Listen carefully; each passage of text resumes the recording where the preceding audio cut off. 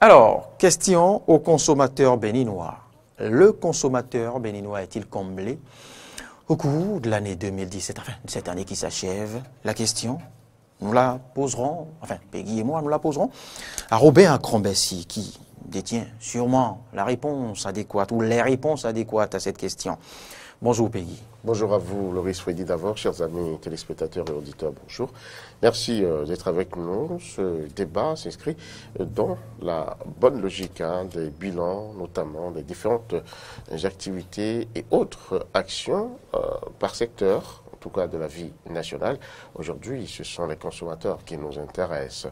En tant que consommateurs, vous et nous avons été échaudés par différentes questions, par différentes actualités, par différentes actions, on va dire, de la part des offreurs de services, on va dire. Alors, pour en discuter, nous avons sur ce plateau Robert Acrombessi, il est le président du Conseil national des associations de consommateurs. Bonjour. Bonjour Peggy, bonjour Loris. Bonjour monsieur. Ce matin, est-ce que vous êtes vraiment bien à votre peau face aux consommateurs béninois? Que vous défendez? Je suis parfaitement bien dans ma peau, seulement que je suis triste au fond pour tout ce que nous avons enduré ensemble au cours de l'année 2017. Donc vous n'êtes pas si à l'aise dans votre peau? Non, je dis je suis à l'aise dans ma peau parce que je suis prêt à faire un compte-rendu fidèle de ce que nous avons eu à mener comme activité au profit des citoyens consommateurs, même si je sais que ce que nous avons enduré n'a pas toujours été facile et que cela, à des moments donnés, peut parfois effaroucher un peu les consommateurs. La pluie vous a arrosé, le soleil vous a séché sur les routes, en tout cas au Bénin. Je veux parler des différentes marches, à différentes teneurs que vous avez eu à organiser. On va parler également des échecs dans certaines négociations que vous avez connues. On va parler aussi peut-être des succès, mais pas si grands que ça, même si, eh bien, il y a eu quand même des avancées dans certains domaines. Est-ce que tout ceci mis ensemble vous donne encore envie de poursuivre ce sacerdoce à la tête quand même de ces associations de consommateurs? Juste pour vous demander, est-ce que vous avez encore envie de poursuivre cette action de défense des droits des consommateurs? Vous posez une question très préoccupante dans la mesure où c'est vrai qu'à des moments donnés, quand on se retrouve seul, on se pose la question de savoir est-ce qu'il faut continuer. On se pose cette question parce que vous constatez que vous y mettez beaucoup d'énergie, vous y mettez pratiquement toute votre vie, et puis les résultats que vous obtenez, vous comprenez que bon, la nature vous demande parfois de patienter. Paris ne s'est pas fait en un jour. Quand vous voyez les organisations de consommateurs aux États-Unis, en France par exemple, ça fait au moins 200 ans d'expérience. Encore que, il y a 200 ans, ces populations avaient un niveau de culture que nous n'avons pas encore aujourd'hui. C'est malheureusement de sorte que nous avons du mal à faire embrayer vraiment le consumérisme. Les consommateurs ne se sentent pas encore concernés. Et quand je parle de consommateurs qui ne se sentent pas encore concernés, je pense beaucoup plus aux intellectuels. Est-ce que vous avez l'impression qu'ils ont conscience de leurs droits en tant que consommateurs? Ça a commencé par venir. Ce n'était pas évident, ça a commencé par venir.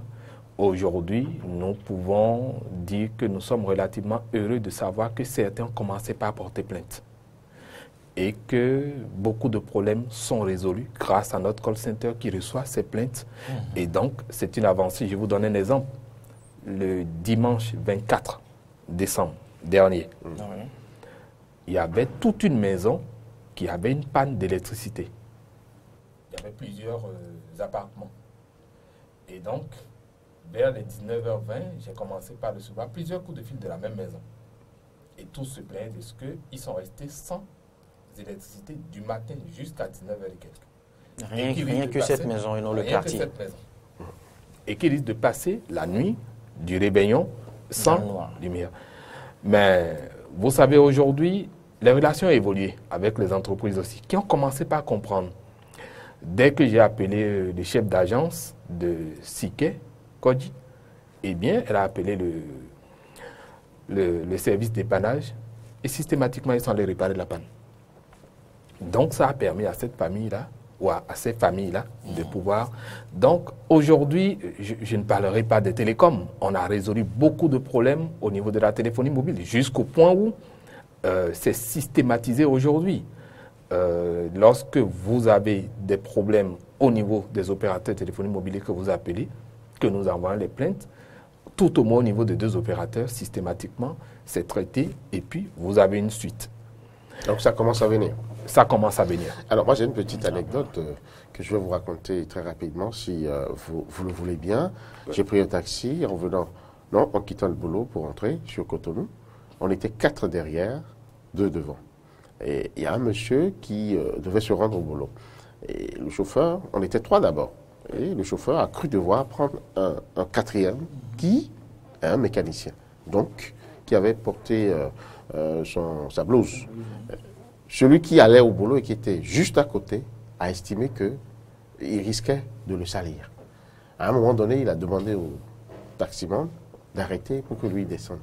Est-ce que vous savez que l'ensemble de la voiture, la prise en aversion, n'a pas compris que ce dernier exerçait quand même son droit qui était de pouvoir se rendre au boulot avec son habit propre. Et il est descendu et après, dans la voiture, puisque j'étais dedans, j'étais tranquille là, mais les commentaires allez écouter. Alors, comment peut-on expliquer ça? Déjà, c'est interdit qu'on fasse 4 derrière. Oui. Deuxièmement, il y a ce risque de salir le monsieur. Le monsieur décide de quitter, de descendre, mais il est encore mal vu par ceux qui devraient pouvoir profiter de cette situation. Non, ce que vous dites, c'est ce qui arrive tous les jours.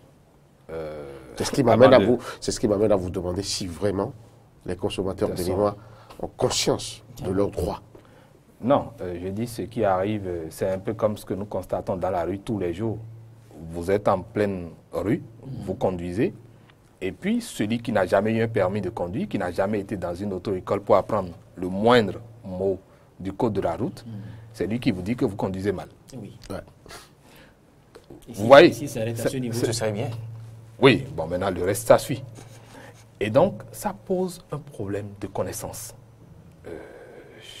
Je crois que dans un grand livre, il est écrit « Mon peuple meurt faute de connaissance ». Et c'est ça qui est surtout à la base des problèmes de méconnaissance des droits du consommateur.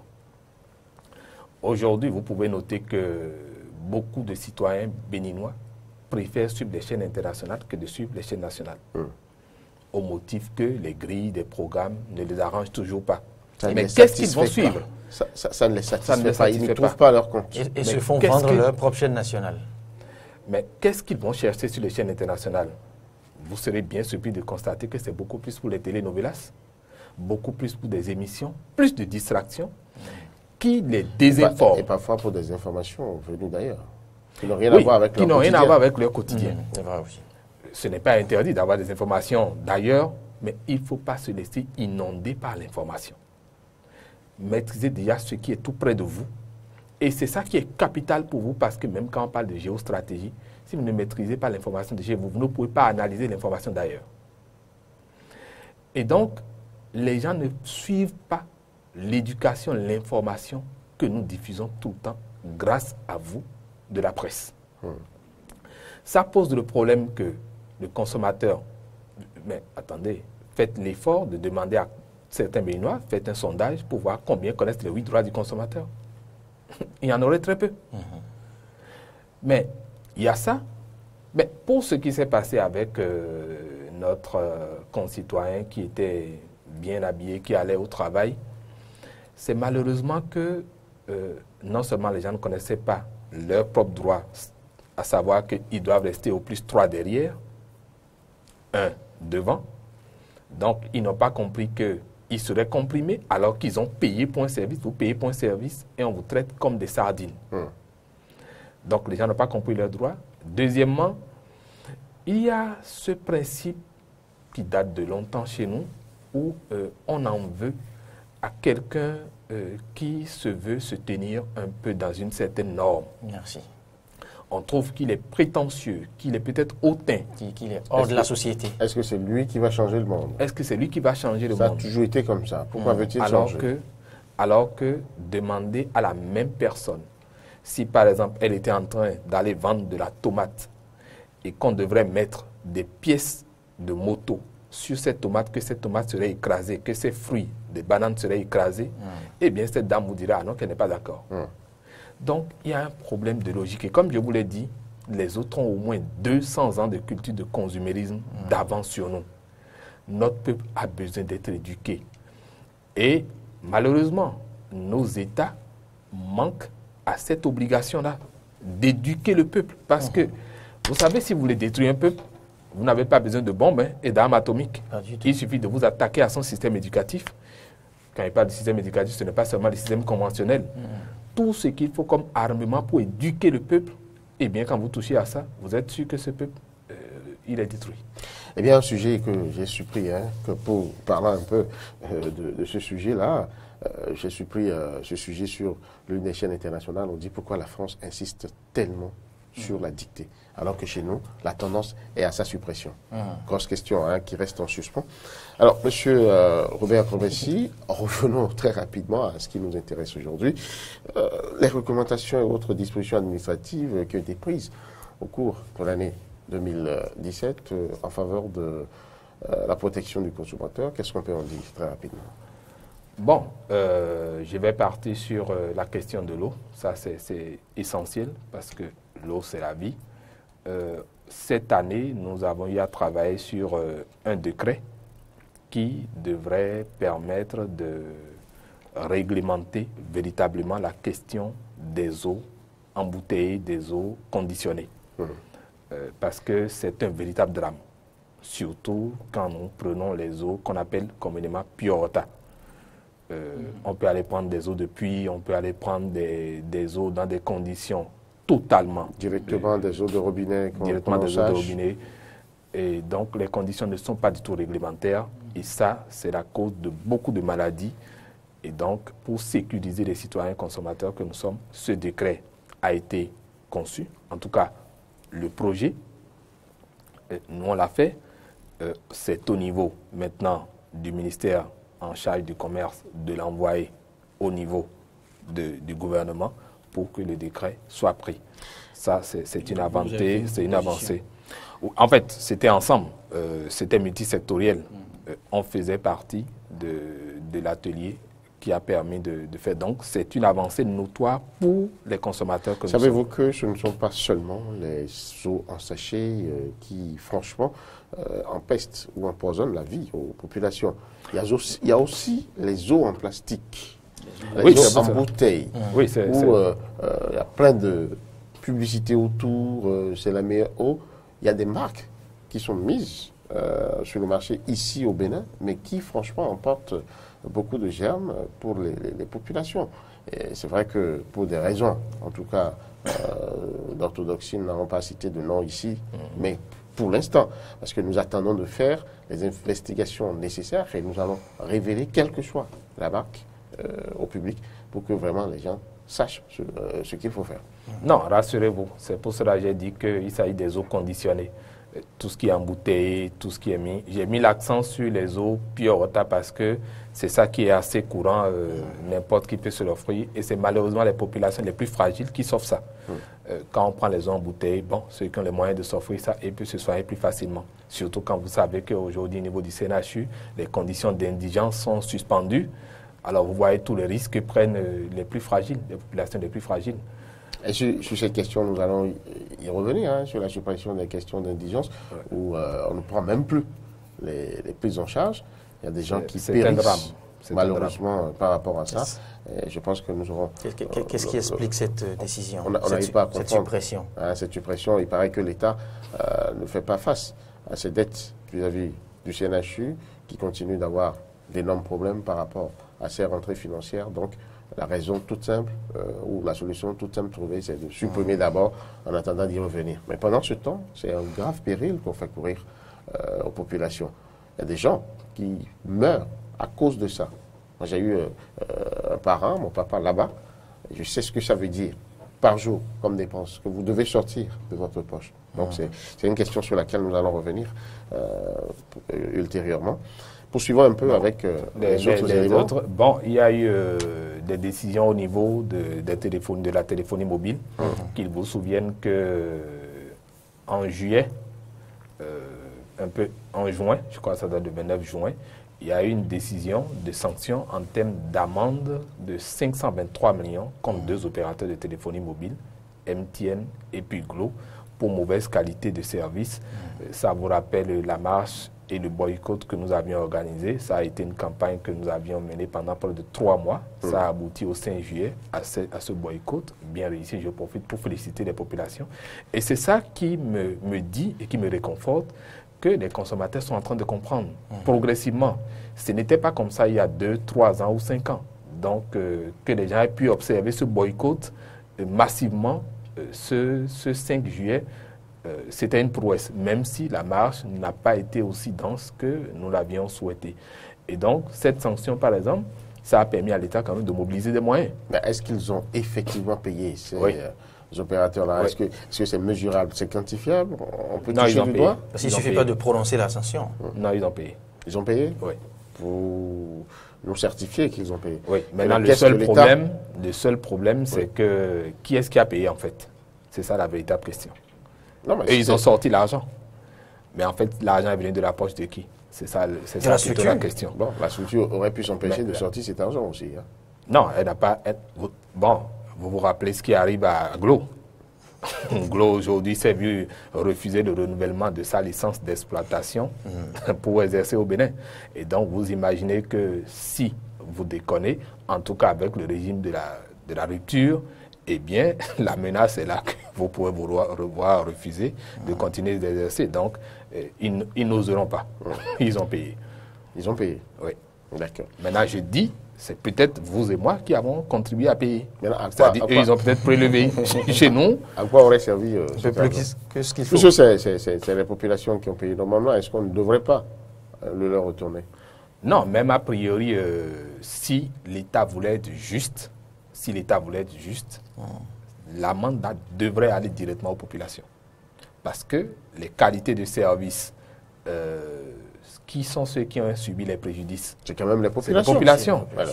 Et il s'agissait des populations de Comé et puis d'une commune dans le Septentrion. Qui ont été ciblées, qui ont été victimes. En fait, c'est pour ces communes-là que la sanction a été faite. Donc, en principe, c'est ces populations-là que nous savons qui ont beaucoup de difficultés, ça aurait pu permettre de résoudre des problèmes d'eau, d'adduction d'eau, de forage, de construction d'écoles, de santé, de centres de santé, au niveau de ces populations-là. Donc, c'est là où... Est-ce que vous n'avez pas manqué à votre devoir à ce niveau? Est-ce que vous avez demandé, par exemple, que cela soit fait, que, cette rétribution aille aux populations directement? Vous savez, nous, on n'a pas encore posé le problème en ces termes, mais nous avons posé le problème que même si l'État a perçu, dans le même temps, il y a la loi 2014-14 relative aux communications électroniques et à la poste qui prévoit que même si la ARCEP sanctionne, il y a la réparation des préjudices aux consommateurs eux-mêmes qui sont victimes. Et donc, c'est sur ce point que nous, on a interpellé l'ARCEP pour demander qu'on puisse voir dans quelle mesure dédommager les populations. Mais cette approche que vous abordez est très importante et nous allons faire la suggestion à l'État pour que ce soit pris en compte parce qu'en fait, c'est les gens qui ont été victimes.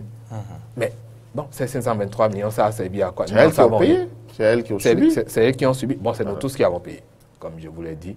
Parce qu'en réalité, le problème, c'est quoi? Il faut qu'on l'explique. Vous vous rappelez que nous, on avait marché beaucoup plus pour les disparitions de crédit. C'est vrai qu'il y avait des questions de qualité de service et tout, mais nous reprochions, les consommateurs reprochaient beaucoup plus les disparitions de crédit. Ce problème n'a pas été résolu encore, du moins définitivement, même si ça a été amoindri un peu, ou qu'on nous a fait beaucoup de bonus après. Mais cette question n'est pas encore résolue. Donc, tant que ce n'est pas résolu, ça veut dire que si nos crédits disparaissent, ça peut atterrir dans ce fonds qui a pu permettre de payer. D'accord, puisque nous sommes dans le domaine des JSM, restons-y. Le consommateur béninois aujourd'hui, en tout cas durant l'année 2017, a souffert de la téléphonie ici au Bénin. Oui, beaucoup. Beaucoup. Nous avons beaucoup souffert. Des services imposés. Et d'ailleurs, la mauvaise qualité de service continue. Depuis plus de 3 ou 4 mois, on a vu Madame la ministre Monroux, ex-ministre, tempêter, mais ça n'a rien donné. Et je disais aux gens, attendez, vous allez voir, ça ne donnera rien. La seule chose qui puisse donner, vous avez vu, si on a fait la sanction de 723 millions, c'est parce que nous avons fait cette campagne-là de dénonciation pendant 3 mois. Les consommateurs se sont fâchés, ont boycotté. Il y a eu la marche. Ça a fait prendre une décision de sanction. Et ça a fait corriger beaucoup de choses au niveau de certains opérateurs. Il y a un des opérateurs aujourd'hui, par exemple, qui systématiquement vous dit, lorsque vous constatez des disparitions, portez la plainte à leur niveau, ou bien au niveau de notre organisation de consommateurs, nous on leur retransmet, et puis systématiquement, on vous fait la compensation quand c'est avéré. Et plus, ils offrent un bonus, c'est-à-dire un dédommagement à hauteur de 50%. Ça veut dire que c'est du progrès. C'est quelque chose. C'est quelque chose. Maintenant, est-ce que le citoyen consommateur est informé? Voilà. Il n'est peut-être pas informé parce que lorsque vous commencez par parler de ces genres de problèmes dans les groupes WhatsApp, dans les groupes Facebook, eh bien, ce n'est pas la préoccupation des consommateurs. Ils préfèrent parler de politique auquel ils ne maîtrisent rien du tout. Non, c'est ça le problème. Quand on est sur les réseaux sociaux, on devrait se demander quelle est l'information que je vais chercher. L'information veut m'apporter quoi dans ma vie, qualitativement et quantitativement.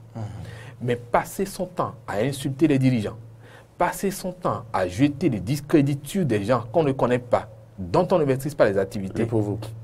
Lui pour vous. Il y a du suivisme, parce que c'est pas bien. J'appartiens à telle plateforme, tout le monde publie, il me faut aussi publier de temps à autre. De temps à autre. Donc, c'est là où la question d'éducation, et je dis, la presse a un rôle de premier plan. Vous le faites déjà bien, mais il faudra encore qu'on renforce davantage, qu'on fasse tellement en sorte que ça devienne la tasse de café ou bien la tasse de thé de tout le monde le matin, que les gens cherchent à s'informer. Parce que si les gens étaient informés, beaucoup de gens comprendraient qu'il faut formuler les plaintes. Si les plaintes sont formulées, vous savez, à un moment donné, excusez-moi, j'ai pensé à mon ami Toboula, lorsqu'il était tout le temps... Vous voulez parler du préfet? Oui, le préfet Toboula, lorsqu'il était tout le temps à haranguer ou bien à tenser ses administrés, ce qui n'est pas très bien. On n'agresse pas ses administrés, ce n'est pas convivial.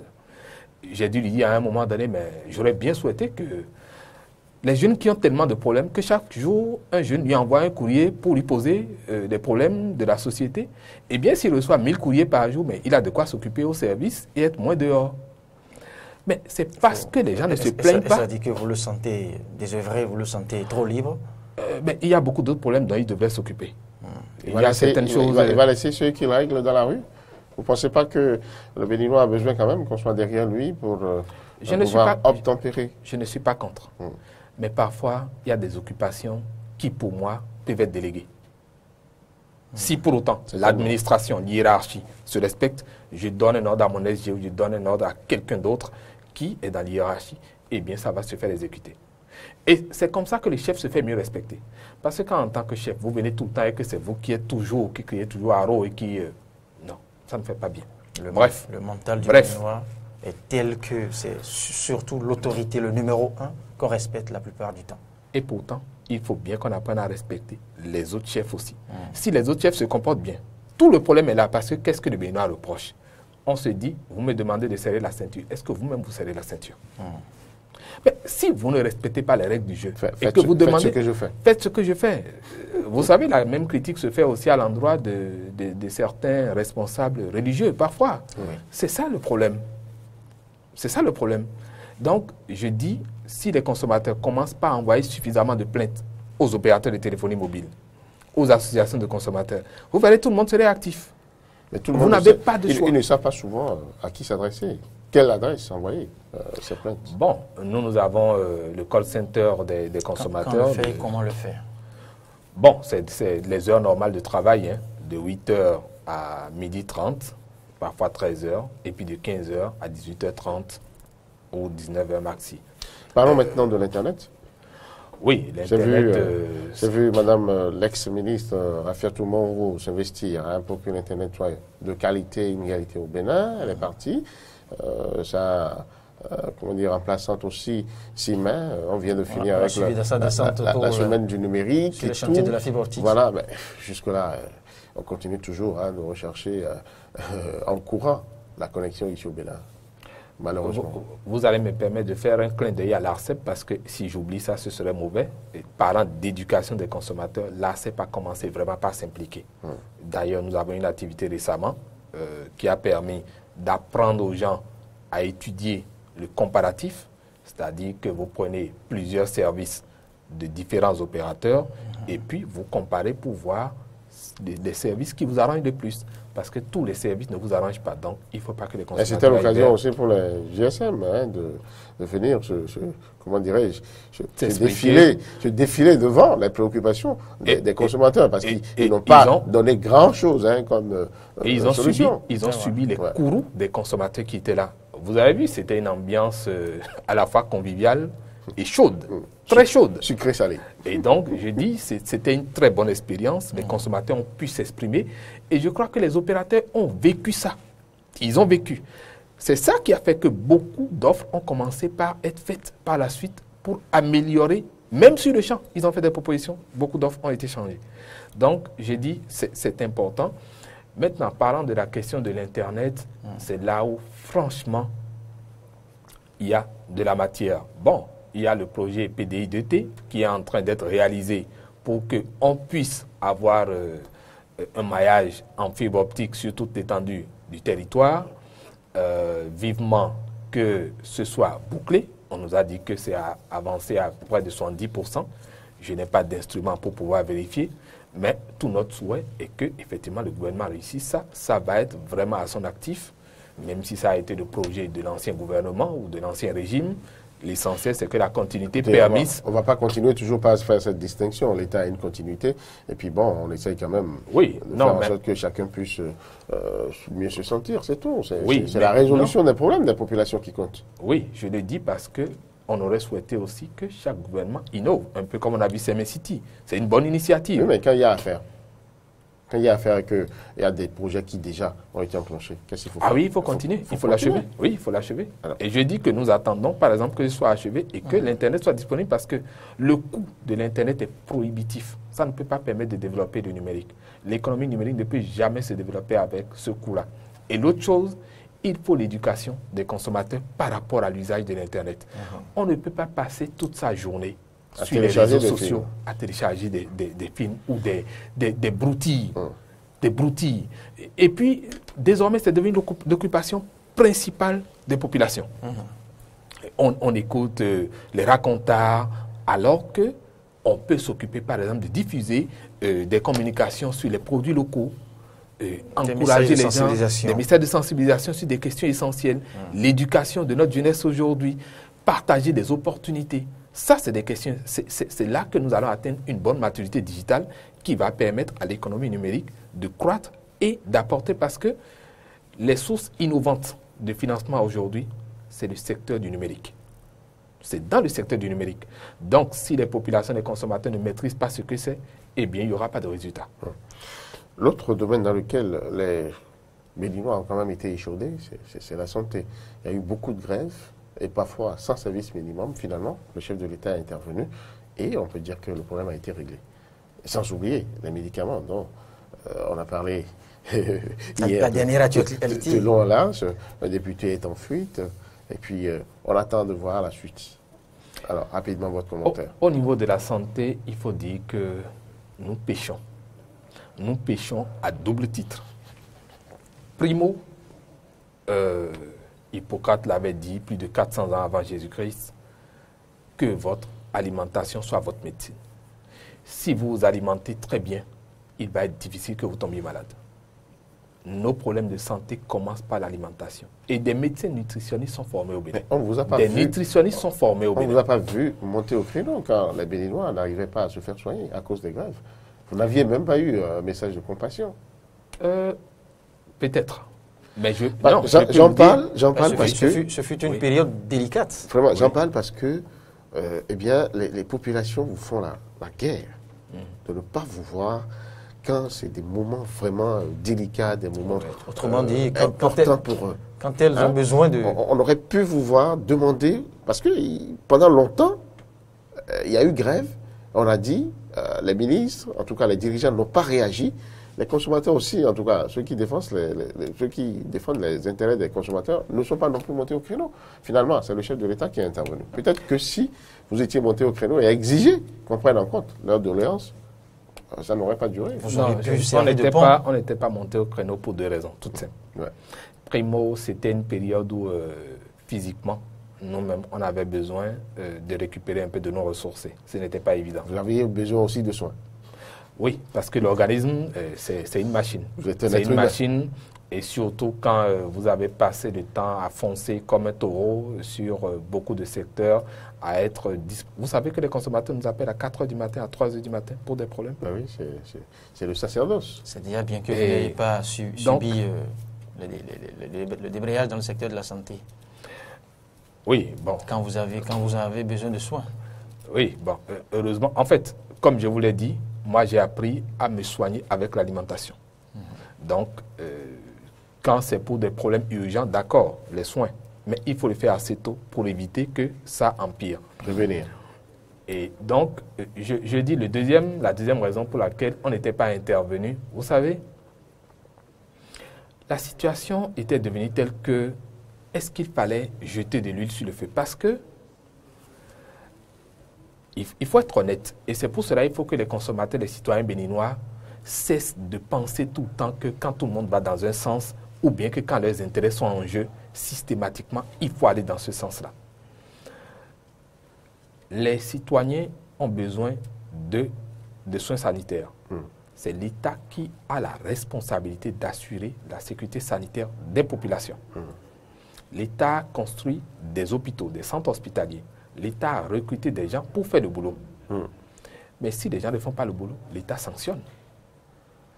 Mais si l'État facilite de la mésintelligence entre une corporation ou entre des corporations, entre médecins, entre infirmiers, entre sages-femmes, les uns estiment que c'est eux qui prennent plus de risques et que d'autres en prennent moins, mais qu'on donne plus de facilité. Vous savez, notre devise, c'est fraternité, justice et travail. Si tout le monde travaille et que vous créez de l'injustice, vous risquez de ne pas pouvoir gérer. Donc, nous, notre rôle n'est pas juste de commencer par dénoncer pour dire non, c'est vrai, on ne doit pas laisser les gens mourir. Mais les gens faisaient des revendications qui, au fond, étaient fondées. Donc, au lieu de jeter le haro sur eux, on a préféré utiliser la formule de la négociation en interne. C'est mieux parce que dans toute situation, il vaut mieux jouer parfois à l'apaisement. Vous avez joué à la diplomatie. À la diplomatie plutôt que... Parlons maintenant de l'électricité. Est-ce qu'on peut dire que le délestage est totalement zéro, totalement derrière, comme l'affirme le ministre de tutelle, Jean-Claude Donahoussou, sur une chaîne ce matin, que j'ai suivi personnellement? Il a dit que le délestage est totalement en arrière et qu'on peut parler aujourd'hui de coupure au Bénin. Peut-être qu'il parle seulement du littoral. Mais s'il n'a qu'à aller à Parakou, s'il n'a pas l'information, nous allons faire... Oui. Mais et alors? C'est le ministre. Il est libre de donner une information. Il a une vue polaire. Il est politique. Après tout. Après tout. Mais c'est un technicien d'abord. Oui, quand la technique et la politique se mêlent, vous savez ce que ça donne, c'est un cocktail Molotov. Et donc, la politique prend toujours le dessus. Vous savez, nous on aurait bien souhaité, c'est que le gouvernement travaille et qu'on ait des résultats. C'est notre plus grand souhait et nous allons plébisciter. Je dis à Cotonou, c'est heureux. Il y a une grande avancée. Et il faut les féliciter pour ça. Mais dans les autres communes, eh bien, il reste beaucoup à faire. Ce qu'il dit ne s'applique qu'à Cotonou. Non. Et il n'y a pas que le délestage. Il y a les services même offerts par la SB2E. Vous savez, la dernière fois, nous avons été obligés de faire une enquête sur 200 ménages dans Cotonou. Mais il n'y avait que des problèmes. La SB2E ne respecte pas les consommateurs, ses abonnés.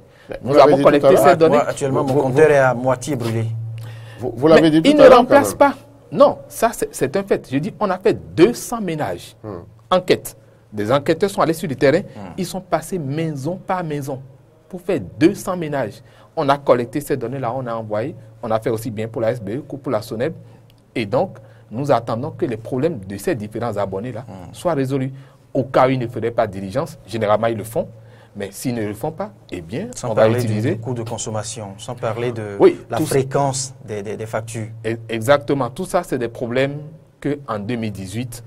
Et c'est pour cela que nous pensons que les problèmes de consommation sont tellement importants qu'il faudrait que tout le peuple comprenne, du moins les intellectuels, les éminences grises comprennent que nous devions nous mettre ensemble sur des plateformes où plusieurs compétences se retrouvent, plusieurs expertises sont là pour discuter de ces problèmes, proposer des solutions pour lesquelles nous allons discuter avec l'exécutif et trouver des solutions durables et non pas des solutions. Parce que j'espère que ces solutions par rapport au délestage est durable.